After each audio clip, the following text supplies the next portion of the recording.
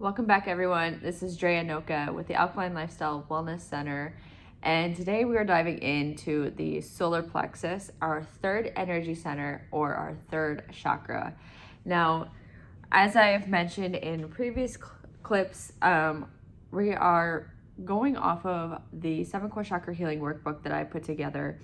You can actually get a copy of that in the link in the captions below if you want a copy of your own, and you can do the workbook yourself. And this has been really insightful for me. This is work that I've done specifically on healing my chakra system, and the activities and the meditations and the affirmations have been very profound in helping me to address energetic blockages. So today is touching on the solar plexus. This is our third energy center, and our solar plexus governs like our digestive system. It governs our stomach. It governs our digestive activities in the body. It is the place that is associated with the color yellow. And yellow is like the sun. And when we go outside in the sun and we absorb all of that radiation, all of that heat, all of that warmth, it does something special to our solar plexus. And as you've heard of the saying, as above, so below, as within, so without, everything outside of us is an expression of who and what we are. And the sun is an expression of what is going on in our stomach and in our solar plexus. This is where we generate the energy that fuels our body. It's literally the core of our sense of strong, balanced self. This is where we tend to feel that gut feeling, that feeling where maybe we feel a little anxious and we feel like a little tightening in our gut, or maybe we feel like a nervousness. And a lot of the times what happens with our solar plexus is not just is it affected by the thoughts that we're thinking, but also the food that we're putting into our bodies. And so you hear about the gut brain axis and all of the information about gut health nowadays. And like, really, we're talking about our solar plexus. We are talking about the fire within. And so the element of this energy center is fire. And reason being is that our gut, our stomach, has acidic juices, has heat, where we actually we break down food components that can be metabolized in the body. So this is where all of our heat source is. Like, there's no need for an external fire or an oven or anything to cook our food. We have it right here.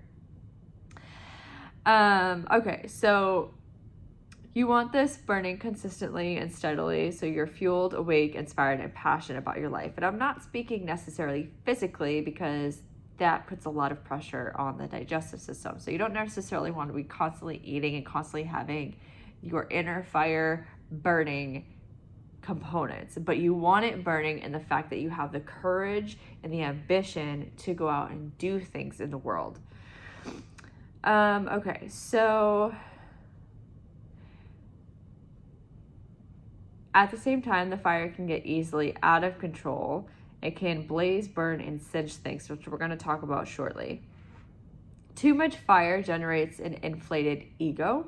So this is a place, like I mentioned, it's a place of identity. It's a place of where your ego lies and your courage lies. And if your fire is blazing, that is a really great indicator that there is a very strong ego present. And that's where some egoic work needs to be done. The area of your ego identity is developed from age 2 to 4, when a child is beginning to develop autonomy and boundaries. So as we mentioned in the last video, and if you need reference, you can click on the video here and give reference to our sacral chakra, which is where we develop autonomy and boundaries. When a child is building a sense of autonomous self and personal identity, they learn to say no and set boundaries. And if they haven't learned to do that, then eventually it erupts into a bruised second energy center, which can also affect your third energy center. Our solar plexus governs our adrenals, our belly center, and our digestive tract. It houses our boundaries, willpower, discipline, knowing who you are, and knowing your worth. So this is where a lot of that self-worth work comes in. This is where money work comes in as well. A balanced chakra looks like a healthy self-discipline, healthy willpower, self-confidence, knowing your worth, following through on things, meeting challenges, a warm personality, a sense of humor, taking self lightly, spontaneous, playful, healthy digestion. So all of those things embody or exude what a healthy solar plexus or third energy center looks like. Excessive tendencies look like the ego showing up as overly aggressive, dominating, overly righteous, deceitful, attraction to sedatives to attempt to moderate excessive fire stored in this energy center. This looks like a driving ambition, workaholic, type A personality, strong/aggressive will. So somebody that is very, very very easily agitated, maybe a little OCD. These can be examples of excessive fire. Deficiencies can look like weak will, low self-esteem, low confidence, unable to follow through on things, easily manipulated, poor self-image, poor self-discipline, emotionally or physically cold or neglectful, attracted to stimulants such as cocaine, caffeine, work, and anger. It's kind of to counterbalance the low self-esteem, the low energy, the low willpower. Essential oils that are associated with this energy center are sandalwood, lemon, and ginger. So it's no wonder that when we consume ginger, it helps to ease any dis-ease or discomfort in our solar plexus. So ginger and yellow foods are great for bringing a sense of calmness to the overworked solar plexus. So again, you can rub a few drops on the palm of your hands or your feet or wherever you feel called to. You can put a few drops in the palm of your hands, rub them together, your hands over your nose and your mouth, and breathe in a deep inhale through your nose and allow it to stimulate the amygdala gland. Now there is a sound frequency that is associated with the solar plexus, and that is 528 hertz frequency. This is considered as like a very powerful, potent healing frequency, which makes sense because our gut houses a lot of our immune system and a lot of nerves and a lot of intelligence. And when the gut or the solar plexus is off kilter in any kind of way, whether it's due to emotional stress or physical stress, it could be from food that you're eating, it could be from medications you've taken in, or it could be any emotional stress that you've taken in, and it affects the solar plexus. So it can make you feel like, for example, like if I eat something that is, too rich or maybe too much of something, or maybe I ate too late in the evening and I didn't give myself enough time to digest that food, I may wake up the next day feeling a little bit like, uncomfortable, but I could also feel a little bit anxious, a little bit of worry, a little bit of agitation, and that's because my stomach isn't feeling so good. My stomach's not feeling so great. And for a lot of people that are feeling anxiousness or they're feeling a little bit unsettled, it's very, very helpful to look at how you're feeling in your solar plexus and ask yourself and do like a little check through of like, what did I eat last? When did I last eat? What's going on in my thoughts? What stress am I not mitigating in my life? Or what am I not confronting in my life that I need to confront? And a lot of times your solar plexus will show you what you need to hone in on. All right, so maintaining the fire, right? So as I mentioned, this is a place of heat, and you want to maintain the fire, not as much with food, although it's important, but maintaining the fire energetically through other means. So the solar plexus governs our digestive tract, our intestines, stomach, liver, and adrenals. Imbalances have a direct connection to the energy in this center.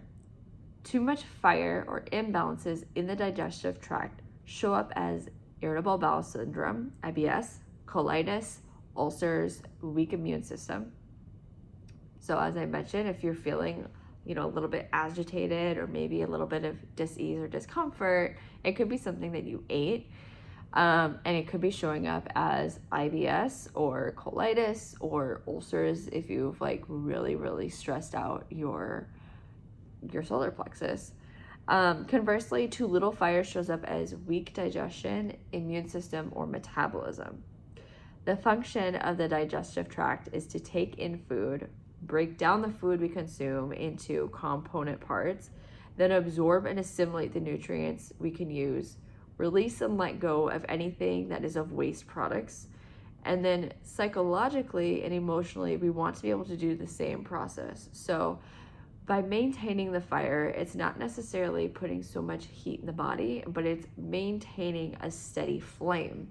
And when we eat things that, put out that flame or add too much heat to it, we can go in one direction or another with an imbalance or a weakness, right? But also psychologically and emotionally, we can do the same thing when we're hoarding thoughts and emotions, and when we don't release them, and when we're not releasing things through our digestive system, this can put a damper on our heat and on our flame in our solar plexus. So again, we want to be able to eliminate things. It's not healthy to store things. As I mentioned in one of my previous videos, when we hoard things, it basically it's almost like anaphylaxis that's going on inside your body. If you think about it, if you put a bag over your head and you tie it up and then you go to sleep, or just wear the bag for however long, you would die of asphyxiation, not anaphylaxis, asphyxiation. So you're breathing out carbon dioxide, and that is exactly what the trees need in order to help oxygenate, the air. But we breathe it out because that's a byproduct of our waste. And when people put that, they hoard that into their bodies, it's no wonder that the body starts to deteriorate and degenerate.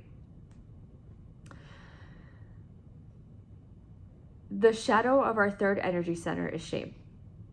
Shame of ourselves and who we are, certain aspects of our core selves. So it's important to begin to work towards a balanced ego state, which is to say there's nothing to hide or nothing to prove, right? We all have beauty, magic, faults, weaknesses, and talents. So it's understanding that, and one of the things that I held on to for a long time was shame and guilt around things that I have done in the past, right? And when we bring that with us, it only continues to harbor more shame and more guilt, and we dampen our fire, we dampen our light. We aren't as radiant, we aren't as expressive, and we aren't as connective with other beings. So we're not connecting to our goals, to our desires, to our dreams, to our relationships. We're not attracting any of that in. So letting go of the emotional residue that's hanging out inside will release you from that, and it will heal your digestive issues first and foremost. It'll heal your mental health, absolutely. And it'll start to draw in better things into your world. So that's kind of where your law of attraction kind of comes to play in. Elements to activate the heat and power within our solar plexus can include essential oils, yellow colors. So as I mentioned, this is associated with the color yellow because of the sun, right? And breath of fire exercises, so exercises that bring heat to the solar plexus. You might find this in yoga practices pretty commonly. Visualizing this area as a nucleus of the body, like the sun of our galaxy, of which everything orbits around it. Eating gut supportive foods rich in digestive enzymes, probiotics, and prebiotics. And fermented foods as well, they're excellent for the nutritional qualities, while fresh raw foods also carry gut-friendly bacteria. So this is why I love this topic, because we're talking about food, and food is my forte. Food is the thing that I struggled with very deeply on an emotional and psychological level, but even on a physical level. And I struggled with gut health for a very long time because I was taking in antibiotics, I was taking in chemical laden food, a lot of processed food, a lot of greasy food, a lot of acidic food, and I was taking in a lot of animal products, which honestly, the human body doesn't recognize the protein that comes from those animal products. It has to break it down and convert it into amino acids, which then get converted into protein that the human body can actually recognize, digest, absorb, and assimilate and use. Whereas the animal proteins, it goes through, or plant-based proteins, it's already the amino acid, so it's already recognizable by the human body, so there's less process for it to work through. Again, also, is that plant-based foods, especially in their raw state, are loaded with essential enzymes for digestion, for supporting our digestive system, breaking down proteins, carbs, and fats, but they're also like full of bacteria that we need to populate our gut. Now, our guts, a lot of people have very sterile guts because they've taken antibiotics, and I took antibiotics for many, many different cases of sinus infections and tonsillitis and surgeries and all these different things. My gut health was out of whack, and it's no wonder I had severe anxiety, because internally I was not grounded at the core of who I was. I didn't have the core information about who I am. And we get that core information through our diet, we get it through our interactions with nature, we get it through, coming in contact with different bacterias, different enzymes that we get through our food. So it's really important to eat a very fresh food diet, a very plant-centric diet, eating a lot of fresh raw foods, particularly fruits, and getting outside, touching animals, touching the earth, touching trees, hugging trees, all of that. We get that information, and that populates our digestive system. It populates our gut microbiome, and it diversifies it so that we have a stronger immune system, so to speak.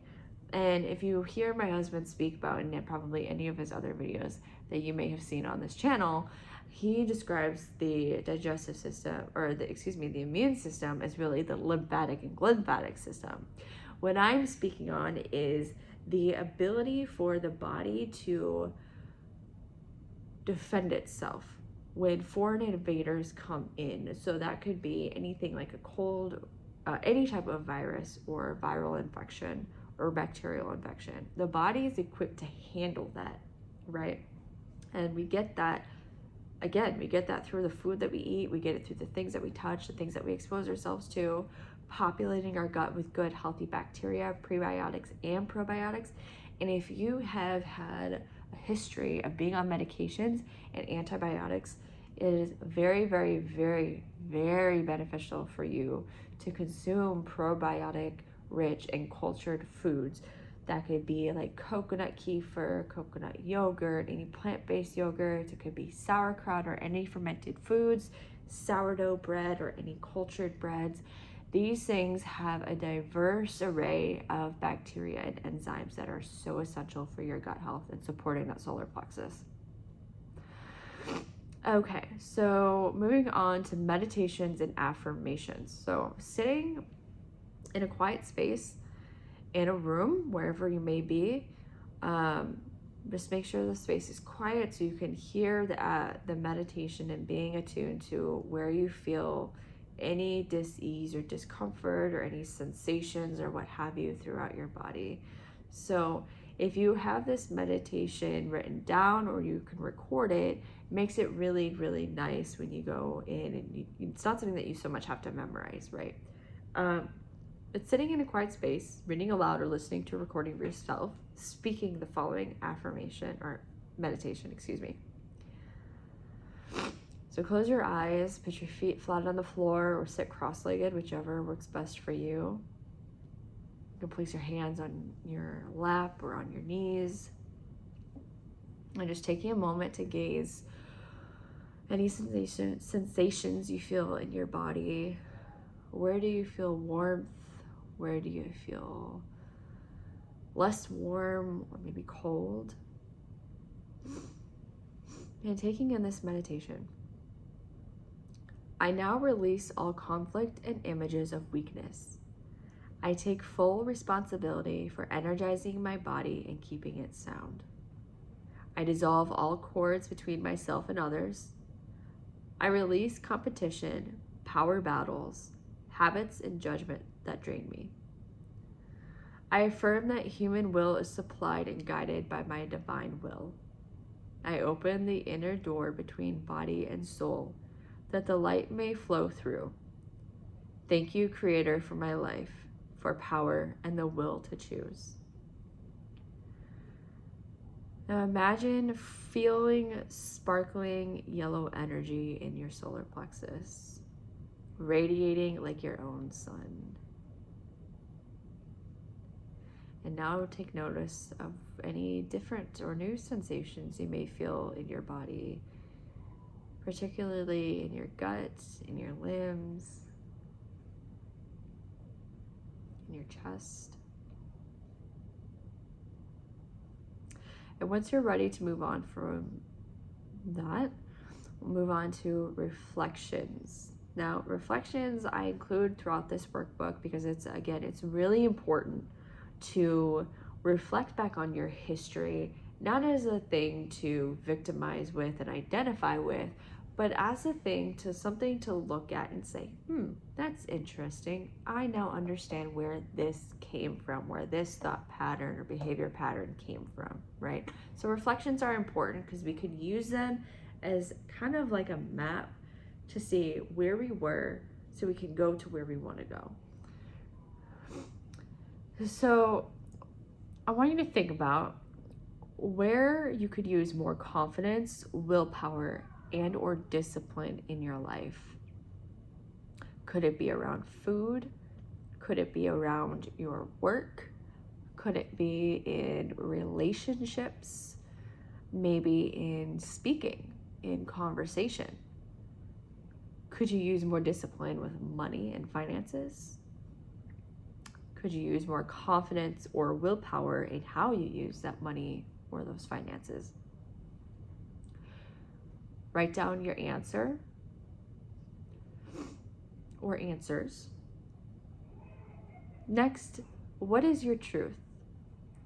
What is the next right action for you to take? It could be in your career, relationships. Could it be exercise? Exercise is amazing for gut health and solar plexus health. The first thing that comes to your mind is the right answer. So don't be afraid. Don't thinking about the right answer or the perfect answer. The right answer is the first one that comes to you.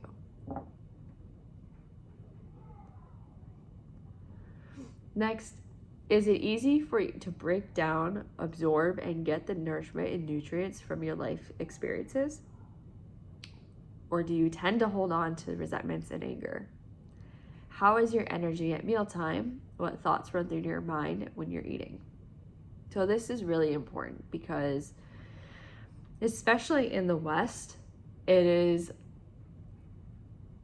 almost like the norm now to rush through meals, to eat with an anxious or agitated energy. And this directly impacts our ability to break down, absorb, and fully digest the food that we eat. but even the emotions that we experience. And so it's important that when we come to mealtime, specifically, that we have a neutral or even a happier sense of energy, right? I can tell you so many times I used to eat in a very depressed state or a sad state, and this is where emotional eating comes in. I would eat in a place of being agitated or aggravated or stressed out, and this is also where emotional eating was coming in for me. And I see this a lot, especially with women, but I see this with men as well. And I see people not paying attention to the emotions that they're feeling, and they bring that with them at mealtime, and they have this wonder or curiosity why they struggle with digesting their food, why they have IBS, or why they have heartburn or gastric inflammatory responses. A lot of it has to do with the energy that you have around food and your ability or inability to digest and break down the food that you're eating, but also with your emotions, right? So these go hand in hand. Next, what is your level of commitment in your life? Do you follow through on goals? Do you say what you mean and mean what you say? Do you follow through on what you say you're going to do? Do you start and complete tasks? Or do you have a habit of starting and stopping or prolonging them? Right? And for me, this was very, very powerful because I used to do a lot of saying things to appease people, not meaning what I said and not saying what I mean, not having very much willpower or confidence to show up as my authentic self. And I didn't follow through on tasks. So I started things and I stopped things very frequently.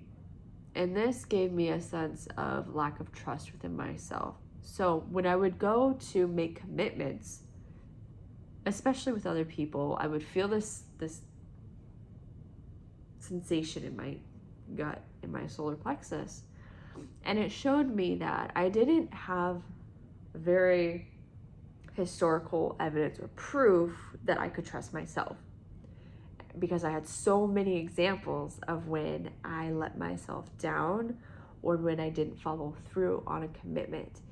And so this lacked a lot of trust within myself. Once I started to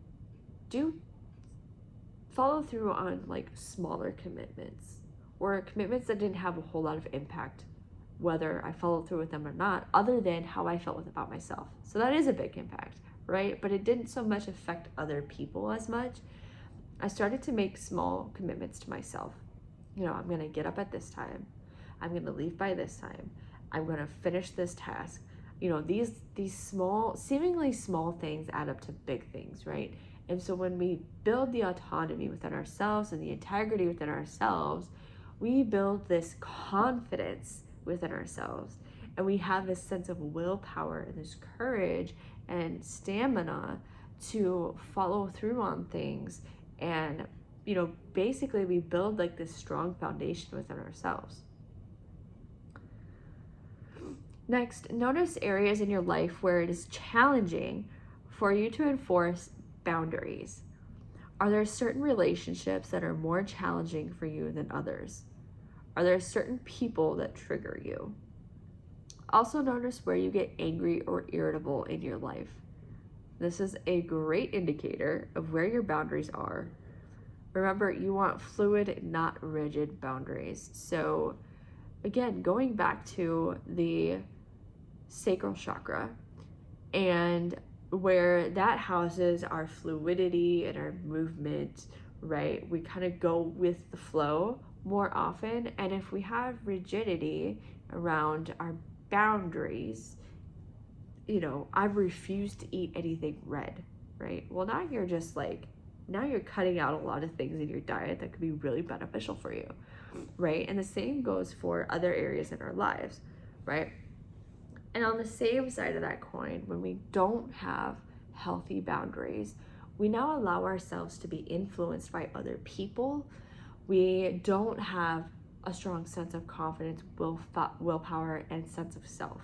So a lot of people that struggle with borderline personality disorder, and I know several people who do, and then they take it out on other things, and maybe an eating disorder, it may be drugs, it may be alcohol, whatever it is, but it's like they don't understand who they are because they don't know who they are, and they haven't given themselves the evidence, I guess you could say, of something. No, I don't like that, but they haven't shown themselves who they really are because they haven't shown up as who they really are, essentially, right? So and this shows up in relationships a lot of the times. I found myself in relationships where there were no clear boundaries, or the other person set boundaries but I did not. So I allowed myself to be taken advantage by other people, right? Or I found myself being a people pleaser. And being a server in the restaurant industry for many years, I was very much like, whatever the customer wants, whatever the guest wants, I'm here to serve. And as servers, as servants, really, in this world, that's what we are. We're here to serve other people.